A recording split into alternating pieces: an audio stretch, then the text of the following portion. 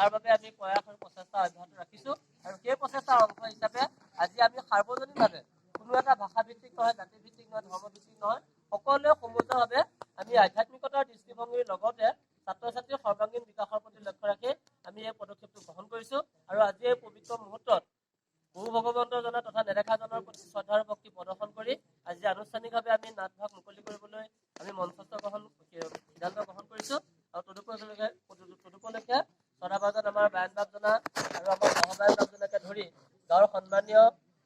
মুৰব্বী স্বৰূপ আমাৰ সম্পাদক বাপজনা আমাৰ মাজত উপস্থিত আছে তথা আমাৰ প্ৰশিক্ষক গুৰুজনা আমাৰ মাজত উপস্থিত আছে। আমাৰ গুৰুজনা সকলোৰে চিনাকি, এতিয়া আমাৰ সম্পৰ্কও হ'ল, আমাৰ এতিয়া অসুবিধা নাই, ছাৰ বুলিও মাতিব পাৰোঁ আৰু নিজৰ নিজৰ সম্বন্ধত মাতিব পাৰিম, চিন্তাই নাই, হয় নে বাৰু? ডাঙৰকে কোৱা, হয় নে নহয়? এতিয়া কথা নাই, এতিয়া নিজৰ মানুহ, এতিয়া টেনশ্যন নাই। যিয়ে নহওক আমি আশা কৰিছোঁ যে আমাৰ ছাত্ৰ ছাত্ৰীসকলে আমাৰ ছাৰৰ পৰা আমি যিমানখিনি শিকিবলগীয়া আছে, যোৱা বছৰ আমি অকণমান নাৰ্ভাছ হৈছিলোঁ, কিন্তু এইবাৰ আমি যিমানখিনি পাৰোঁ আমি শিকিবলৈ চেষ্টা কৰিম আৰু অনাগত দিনতো আমি তেনেকুৱা পদক্ষেপ ল'ম বুলি আশা কৰি আমি সকলো ছাত্ৰ ছাত্ৰীকে পুনৰ দোহাৰিব বিচাৰিছোঁ যে এই বিদ্যালয় ভিত্তিক অনুষ্ঠানটো কোনো ব্যক্তিগত অনুষ্ঠানে চৰকাৰী এটা নিৰ্ধাৰিত পুঁজি, সেই চৰকাৰৰ নিৰ্ধাৰিত পুঁজিৰ অংশ হিচাপে আমি ছাত্ৰ ছাত্ৰীসকলক সেই বিভিন্ন কাৰ্যসূচীসমূহ আমি গ্ৰহণ কৰিম আৰু যিসমূহ ছাত্ৰ ছাত্ৰীয়ে ইয়াত সক্ৰিয়ভাৱে অংশগ্ৰহণ কৰিব, বিগত দিনতো আমি তাৰ সুফল পাইছোঁ, বিশেষ একো বিতৰ্ক সংঘাত নোহোৱাকৈ আমি কাৰ্যসূচীখিনি সফলতাৰে আমি